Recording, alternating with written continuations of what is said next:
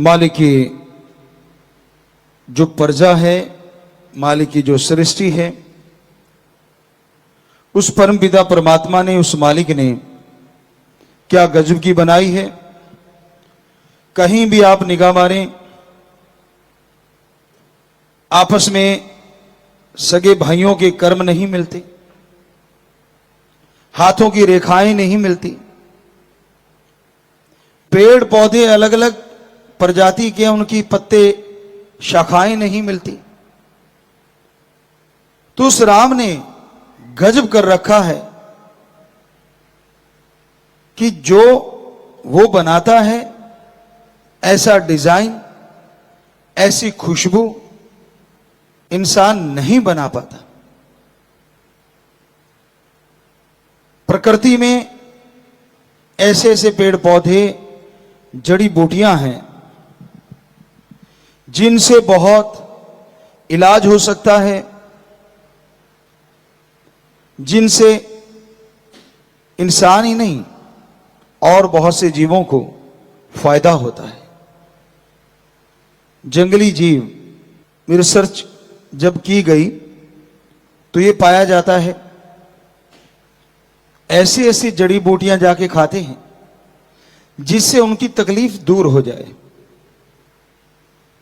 आयुर्वेदा में जो लिखा और उसके अलावा जो अनुभव किया गया वो यही था कि बंदर हैं, कुछ और जीव हैं, वो जब जंगलों में घूमते थे, कोई चोट लग गई, कोई मुश्किल आ गई, तो जाके किसी पौधे को, फलपत्तियों को, पेड़ को जाके वो खाते थे, उनकी छाल खाते थे, पत्ते फूल खाते थे, तो वो ठीक लगते थे उसके बाद, और फिर बिल्कुल ठीक हो जाते थे। तो वैद्य, आज के अकॉर्डिंग डॉक्टर कह लो, उन्होंने उन पशुओं को फॉलो किया और देखा कि वाकई जड़ी बूटियों में तो बड़ी ताकत है, बड़ी बड़ी ऐसी प्रकृति प्रभु ने बनाई है जिससे पूरी मानवता का भला किया जा सकता है। तो उससे फिर दवाइयां बनती गई। लेकिन आज ऐसा दौर आ गया है, हर चीज में बिजनेस, व्यापार ज्यादा हो रहा है। जान बचाने के लिए दवाओं का इस्तेमाल होना चाहिए, लेकिन आज उन्हीं दवाओं का गलत इस्तेमाल करके लोगों की जान भी जा रही है। जिसे ड्रग कहें, नशा कहें, बच्चे उसको उसी रूप में लेते हैं और फिर बुरा हाल हो जाता है। बहुत से ऐसे मां बाप जो इस लम्हों से गुजरे होंगे, जिन्होंने उन पलों को जिया होगा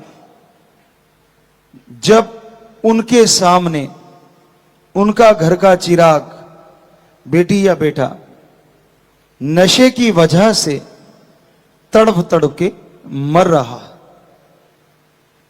या मर रहा था। उन पलों का एक मां से पूछा जाए, एक बाप बहन बेटी से पूछा जाए, तो वो ही जानती है दर्द क्या होता है। और ये सब क्यों हो रहा है?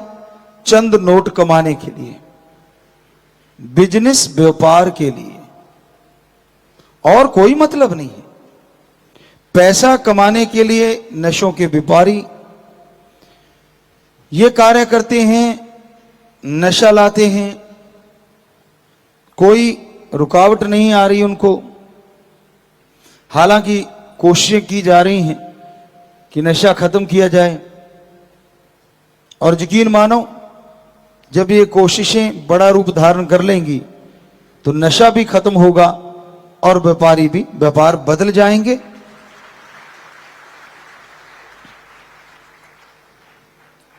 व्यापार के लिए बहुत विभाग हैं, बहुत सारी और चीजें हैं। तो परम पिता परमात्मा अपने संतों द्वारा अपने दया का, अपने रहमत का पैगाम भेजता रहता है कि भाई सतगुरु राम दयालु है, अगर आप सुन के अमल करोगे तो वो दया का सागर आप पे इतनी दया मेहर बरसाएगा कि आपके घर, आपके आंगन छोटे पड़ जाएंगे और उसकी मूसलाधार कृपा दृष्टि बरसती चली जाएगी, रहमो करम बरसता चला जाएगा। उसकी रहमत कैसे बरसती है? उसकी रहमत, उसकी कृपा जब बरसती है तो आदमी के अंदर आत्मिक शक्तियां जागृत हो जाती हैं, सोल पावर जाग उठती है और इंसान वो सोच लेके आता है जो उसने कभी कल्पना नहीं की होती। आप सत्संगी हैं, वचनों पे ठोक के पहरा देते हैं, दृढ़ यकीन रखते हैं, सुमरन करो और सुमरन से पहले प्रार्थना करो। पढ़ने वाले बच्चे पढ़ाई की, बिजनेसमैन व्यापारी अपने व्यापार की, यानी जो भी आप अच्छा कर्म कर रहे हैं। किसान भाई बीज बोने से पहले कि मेरे मालिक, हे मेरे राम, बीज बोऊंगा, फसल बन के ये मेरे पास आए और इसका कुछ हिस्सा तेरे बच्चों में लग जाए, मुझ पे कृपा करना, मुझ पे दया में रहमत करना। और फिर करो सुमरन, चाहे बिजनेस करते हुए, उसके बाद पढ़ाई करो या बीज डालो, यकीन मानो फायदा लाजमी होगा। लगातार सुमरन से फायदा बढ़ता ही जाएगा। तो इस तरह से मालिक की कृपा काम करती है। दिमाग बदल जाता है, सोच बदल जाती है और आदमी समझ जाता है कि हां, ये परम पिता परमात्मा की कृपा ही है, वरना मैं क्या था। बहुत से सत्संगी इस भावना को जाहिर भी करते हैं, भजनों के द्वारा, कोई बोल के, कोई लिख के, अपने अपने ढंग से, कोई नाच के। तो उस भावना से पता चलता कि हां, इस इंसान के अंदर परम पिता परमात्मा की कृपा हो गई। उसको बोल के बताने की जरूरत नहीं पड़ती, सोचने से पहले पूरी कर देता है। कोई सच्चा भक्त बन के देखो, अपना आड़ से नींद त्याग के देखो। जिनकी तड़फ लगी होती है ना, एक गाना किसी ने लिखा था, कई गाने भी रूहानियत में, सूफियत में चल पड़ते हैं। लगी वाले दा कदे नहीं सौंदे ते तेरी किमें अख लगी। शायद उसने दुनियादारी के हिसाब से बनाया होगा, पर सूफियत में बहुत गहराई है कि जिसकी उस परम पिता परमात्मा से आंख लग जाती है, फिर इस आंख में कोई दूसरा आ ही नहीं पाता, क्योंकि देखने का विजन बड़ा छोटा सा होता है। डॉक्टर साहबान जानते हैं, एक सेंटर में हमारे बिंदु होता है, एक छोटा सा, सारा पिक्सल वहीं से आता है।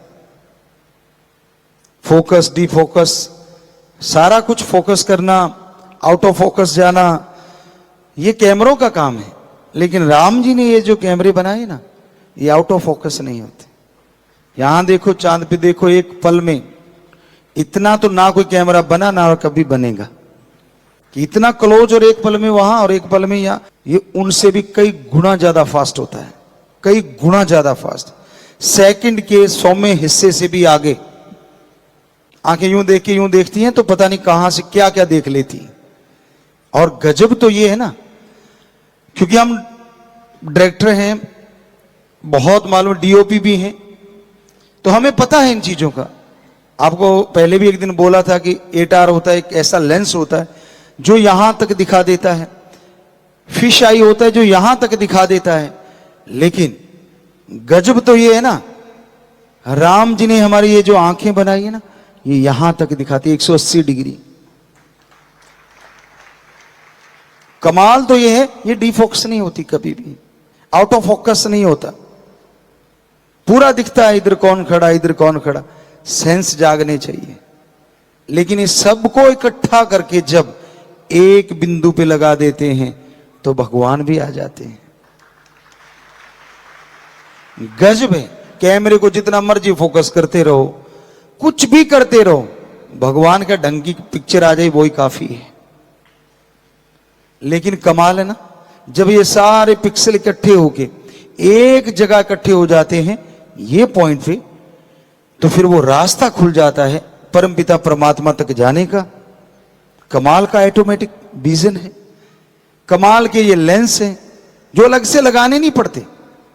क्योंकि शूट करते थे, आपको बोला डीओपी, डायरेक्टर ऑफ फोटोग्राफी या जो भी नाम ले, तो उनका काम होता है जब वो देखते हैं कि मैंने कौन सा सीन लेना है तो वो लेंस बदल के दूसरा लगाया जाता है।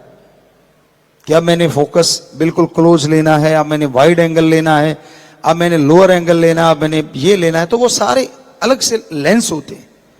लेकिन क्या कहें उस परमपिता परमात्मा का जिसने ऐसे लेंस, और कमाल है ये इतने बड़े बड़े होते हैं, उठा के चलते हैं जब इतना वजन होता है, और इधर वजन तो है ही नहीं।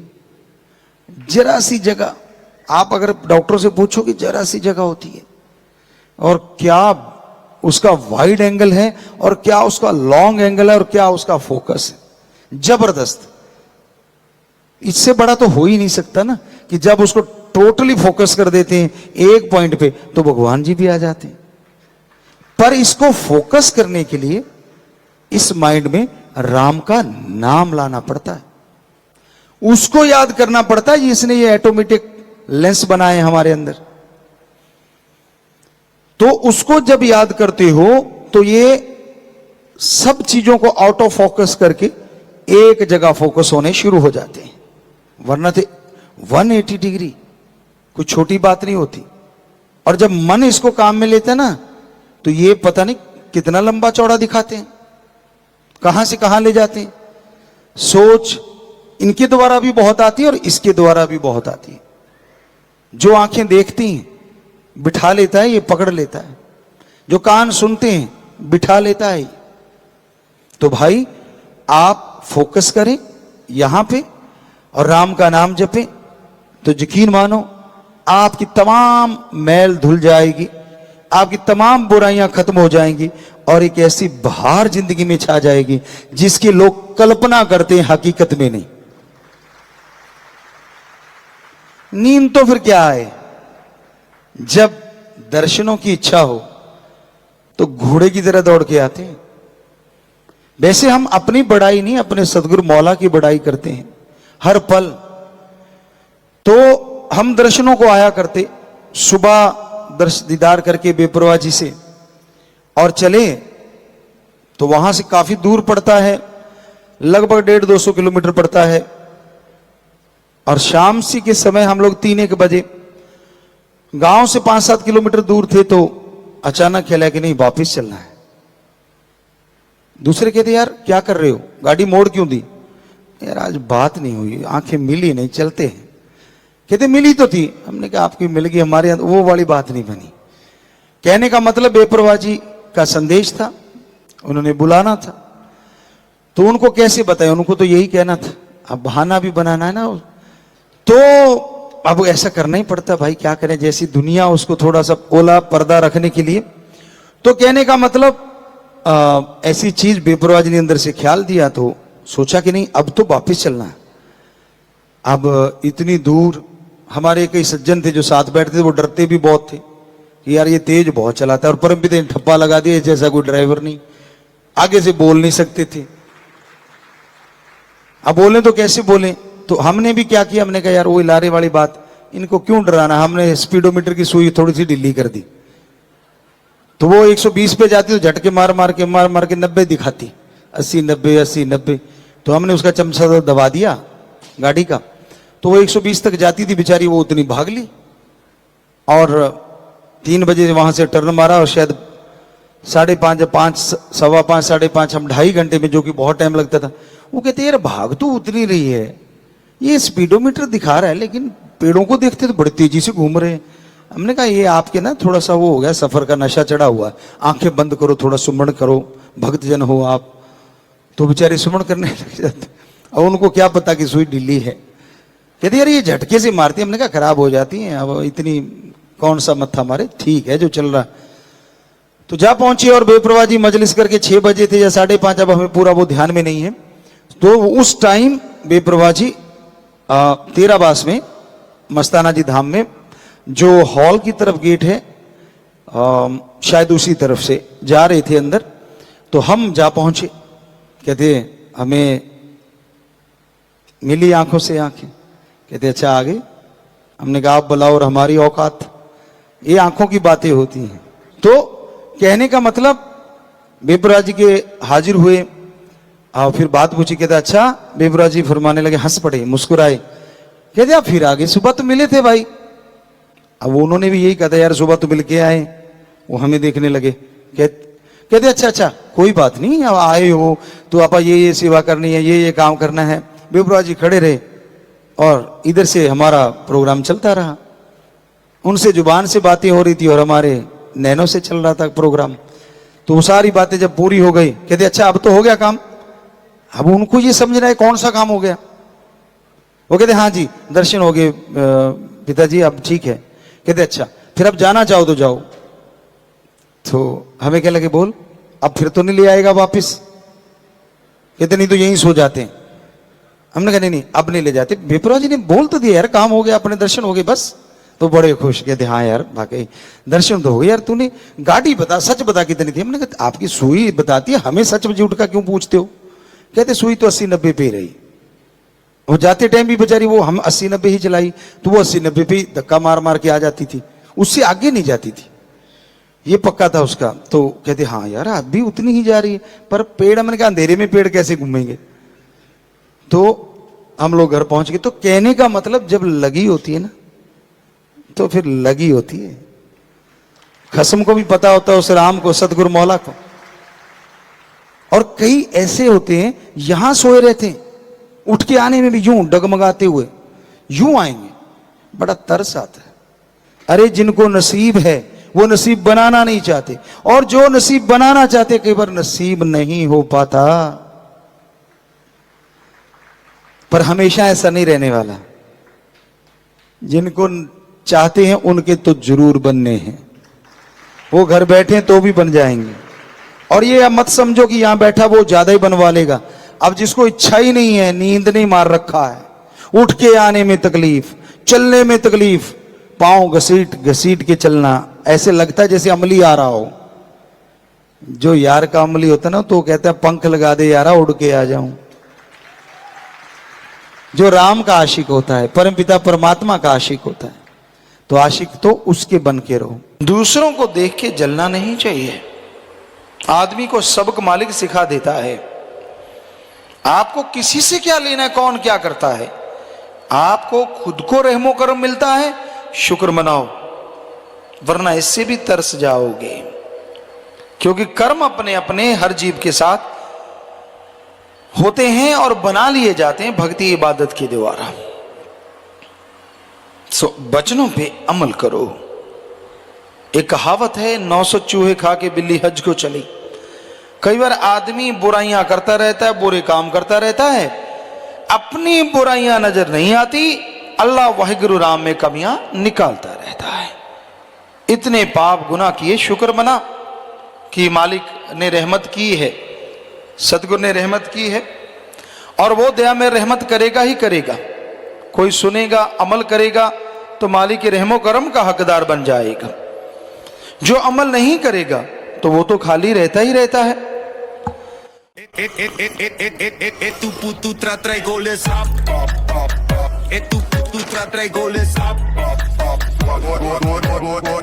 चिप्स दे दियो। मेनू भी।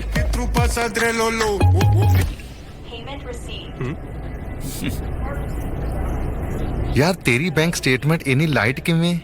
UPI ਲਾਈਟ ਨਾਲ। UPI ਲਾਈਟ ਵਿੱਚ ਬਸ ਇੱਕ ਅਮਾਉਂਟ ਪਾਓ ਅਤੇ ਬੈਂਕ ਸਟੇਟਮੈਂਟ ਵਿੱਚ ਹਰ ਛੋਟੀ ਟ੍ਰਾਂਜੈਕਸ਼ਨ ਦੀ ਐਂਟਰੀ ਤੋਂ ਮੁਕਤੀ ਪਾ ਲਓ। UPI ਲਾਈਟ ਲੋਡ ਨਾ ਲਓ। शेरू शेरू यहाँ आओ, इधर आओ बच्चा।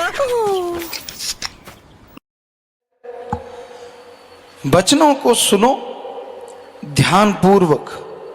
सत्संग में आए हो, समय लगाया है, मौसम का भी सामना कर रहे हो, कम से कम ध्यान तो दो, संत क्या समझाना चाहते हैं, ध्यान तो दो, संत क्या देना चाहते हैं। और सुन लिया, अब अमल करना सीखो। पर यह देखा है, जो आदमी पढ़ के कड़ जाता है, एक कहावत है, पढ़ के कड़ गया, क्योंकि दूध सारा दिन उबलते उबलते लाल हो जाता है, कड़ जाता है, तो कहते हैं ये बिल्कुल कड़ गया, पक गया। ऐसे ही सत्संग सुनता रहता है, अमल करता नहीं, वो भी पढ़ के कड़ जाते हैं। संत आए, फकीर आए, उनके सामने भक्त बनना, आगे पीछे मन मता, जो दिल किया वो करते रहना, बुरे कर्म करते रहना, बुरी सोच, बुरी बातें, बुरे ख्याल, अंदर ही अंदर बुराई, रिश्ते, पता नहीं क्या क्या आदमी अनाप शनाप अंदर चलाता रहता है, मजे लेता रहता है उसमें, और ये भूल जाता है ये मजे नहीं, ये मन भरमा रहा है, मन भटका रहा है, और बदले में सारी भक्ति जारी है। फिर जब घर में खुशियां नहीं आती, कोई परेशानी खड़ी होती, फिर रोता है, ये क्यों हुआ, ऐसा कैसे हो गया। तो भाई सुना करो, समझा करो और अमल किया करो, ताकि मालिक की दया में रहमत के काबिल बन सको और उसकी खुशियों के हकदार बन सको। कि जिस काम के लिए आया है उसे भुलाना नहीं। इंसान का असली मकसद, असली उद्देश्य आत्मा को आवागमन से आजाद करवाना है। जन्म मरण के चक्कर में सदियों से आत्मा फंसी हुई है, शरीर धारण करती है, उसमें कष्ट उठाती है, जन्म का कष्ट, मरने का कष्ट और पूरे जीवन का कष्ट। फिर से नया जन्म, फिर से वही सब कुछ दोहराया जाता है। यूं 84 लाख शरीरों में घूमते घूमते बिल्कुल आखिर में मनुष्य शरीर मिलता है। इसमें उस परम पिता परमात्मा की, अल्लाह वाहिगुरु गौड़ खुदा रब की भक्ति इबादत की जाए तो आवागमन से आज़ादी मिले, जन्म मरण से आज़ादी मिले, और आत्मा मालिक की गोद में बैठ के निज धाम जाए, या हर समय परम पिता परमात्मा के दर्शन हो और अंदर बाहर से आत्मा माला माल हो जाए। जब तक आत्मा इस शरीर में है तो भी परमानंद की प्राप्ति हो, और शरीर छोड़ के जाए तो भी मालिक की दया में रहमत से उसी में समा जाए, उसी की हो जाए, हमेशा दर्शन पाए और ऐसा परमानंद पाए। दुनिया में जिस भी चीज से आपको आनंद मिलता है उससे अरबों गुना बढ़ के मालिक के चरणों में आनंद है, नशा है, लज्जत है, स्वाद है। तो ऐसा आनंद आत्मा हासिल कर सकती है। पर आत्मा का अगर खुराक दिया जाए, आत्मा का अगर काम किया जाए, और कामों में जीव जितना फंसता चला जाता है उतना ही दुख कलह कलेश के नजदीक होता चला जाता है, उतना ही परेशानियां, उतनी ही दुख तकलीफ इंसान को घेरते रहते हैं। असल में इंसान का अपना ही बनाया जाल इंसान के लिए भारी हो जाता है। जरा सोच के देखिए, जन्म के बाद आपको क्या परेशानी थी? रोते थे, दूध मिल जाता था, टट्टी पेशाब चारपाई पे करते थे, किसी चीज का फिक्र ही नहीं था। जैसे जैसे उम्र बढ़ती गई, फिक्र बढ़ते गए, परेशानियां बढ़ती गई, कभी खिलौनों का चक्कर, तो कभी दूसरे से बड़ा बन के दिखाने का चक्कर, तो कभी दूसरे के सामान को अपने पास लाने का चक्कर। धीरे धीरे उम्र बढ़ी, फिर खेलों में और विषय विकारों में ध्यान जाने लगा। जवानी आई, नादानी पल्ले पड़ गई, विषय विकार काम वासना के अलावा कोई बात अच्छी ही नहीं लगती। बैठता है तो बुरी बात, देखता है तो बुरी बात, अच्छाई में भी बुराई नजर आती है, बुराई में बुराई तो नजर आएगी आएगी, ऐसी उम्र होती है। चलो समय गुजरा, शादी हो गई, बाल बच्चे पैदा हो गए, कुछ देर शादी के लुत्फ उठाया, खुशी मनाई, फैशन किए, ये वो फलां पता नहीं क्या क्या, और जैसे बच्चे हो गए कबीलदारी गले पड़ गई, फैशन तो दूर आंख से मक्खी भी नहीं उठाई गई। फंसता चला गया, धंसता चला गया, अधेड़ अवस्था आई, बच्चों का और फिक्र लग गया, कहाँ से कमा के ला के दूँ, इनको कैसे बनाऊँ, ये बड़े बन जाएं, ये सुखी हो जाएं, इत्यादि इत्यादि इत्यादि। लगा रहा सारी उम्र कोल्हू वाले बैल की तरह। आखिरी उम्र आई, बुढ़ापा आया, रिटायरमेंट हो गई, अब वो शरीर उतना साथ नहीं देता, मन जवान है, शरीर डाउन है, तरह तरह के विचार उठते हैं, बड़ा उछल कूद मचाते हैं, लेकिन क्या किया जाए, शरीर उतना साथ देता ही नहीं। तो उस मन के पीछे लग के चलता है तो कहीं ना कहीं चोट खा बैठता है, चाहे वो आत्मा की चोट है, चाहे मन की चोट है, चाहे शरीर की चोट है। तो इस तरह फंसता चला गया। भूल गया अपना असली काम, भूल गया अपना असली मकसद। असली मकसद इंसान का अल्लाह वाहिगुरु की भक्ति इबादत, वो अगर करेगा तो यहां इस जीवन में भी सुख है। लोग अपना मकसद हासिल करने के लिए, माया के लिए क्या नहीं कर देते। कोई गुरमुखता नहीं, कोई राम नाम नहीं। और समय का फेर है, ऐसा भी समय था, आपको बताएं, हॉस्पिटल की ही बात ख्याल में आ गई। गुरुसर मोडिया में हॉस्पिटल बना तो कुछ सत्संगी डॉक्टर थे, कहने लगे गुरुजी हम सेवा करना चाहते हैं। बड़ी भावना, बड़ा जज्बा, उन्होंने सेवा शुरू की और हर वचन उन्होंने लिखना, हर वचन को मानना, और ऐसी बेपरवाही का रहमो करम कि उनके पौबारा पक्षी जो भी बात मरीजों के लिए करते, सुनते, अमल करते तो बेड़ा पार। ऐसे ऐसे मरीज जो बाहर कहीं से ठीक नहीं होते थे उस हॉस्पिटल में ठीक होने लगे। और उन डॉक्टरों की तनख्वाह नाम मात्र। सबसे आपको हैरानी की बात बताते हैं, उस समय उनके बराबर के डॉक्टर उनसे 3 गुना लेते थे, वो 1 गुना लेके भी इतने सुखी, इतने शांत, घर में इतना प्यार, इतनी मोहब्बत, कहने सुनने से परे। पर उस समय को काफ़ी समय हो गया, युग बदल गया, आज का जो कुछ और है। आज तो माया के यार हैं, सेवा का तो बहुत लोगों के कम के अंदर जज्बा है। जिधर माया ज़्यादा दिखी उधर ही लार टपक गई। भूल जाते हैं कि जो देने वाला अल्लाह वाहिगुरु राम है, उसके लिए अगर कुछ करेंगे तो वो आत्मिक शांति मिलेगी जो अरबों रुपए लेने से भी नहीं मिल सकती। तो हमारा कहने का मतलब किसी का दिल दुखाना नहीं, ये नहीं कहना कि तनख्वाह क्यों या कैसे। हमारा तो बताने का मतलब जब आदमी सेवा करता है उस जिंदगी को देखे और बाद की जिंदगी को देखे।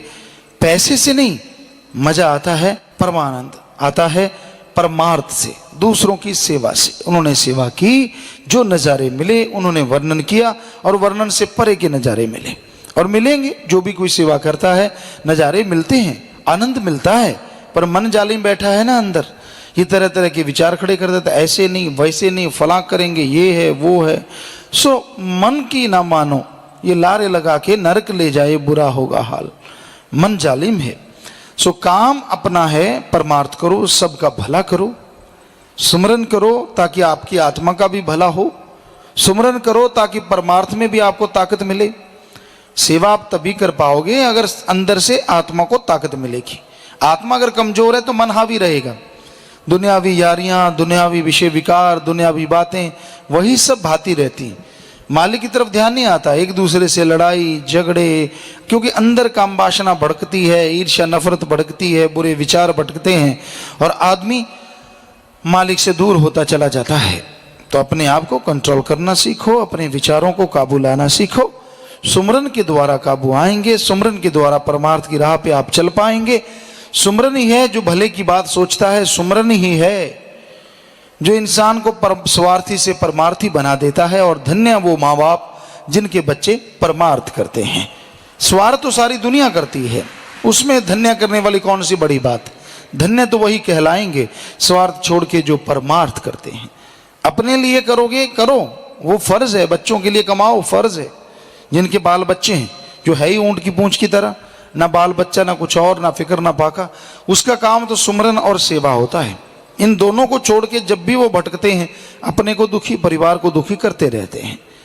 तो इन दोनों में दिल लगाओ, सेवा करो, सुमरन करो और परमार्थ करो। जो घर गृहस्थ में हैं वो थोड़ा स्वार्थ में ध्यान दें कि जब भी परमार्थ से फुर्सत मिलती है मेहनत करो, हक हलाल कड़ा परिश्रम दशा नवादी कृत करो, तो मालिक उसमें भी कई गुना बरकत डाल देता है और परिवार वाले भी खुश और मालिक भी खुश रहता है। सेवा के लिए समय जरूर निकालो। 6 दिन आप पर चलो स्वार्थ करो, बहुत बड़ी बात है। 1 दिन ही परमार्थ कर लो, बहुत बड़ी बात है। तो इस तरह से अगर 1 दिन नहीं, महीने में 4-5 दिन इकट्ठे, 4 हफ्ते तो 4 दिन तो बनते ही हैं। आप वो समय लगा दीजिए परमार्थ में, बारी बारी से लगा दीजिए। परिवारजन को सेवा का मेवा जरूर मिलता है, भयानक कर्म कट जाते हैं। आदमी को जब जिंदगी मिल जाती है उसका बदला वो किसी चीज से चुका नहीं सकता। हालांकि मन प्लानिंग करता है, ऐसे करेंगे फिर ऐसे करेंगे फिर ऐसे करेंगे, पर अगर जिंदगी खत्म हो जाती उस पॉइंट पे तो क्या करते। मालिक जिंदगी बख्शने वाला है, इसलिए उसके नाम जो जिंदगी लगा देते हैं, ऐसे माँ बाप धन्य करने के काबिल होते हैं जिनकी ऐसी औलाद पैदा हो।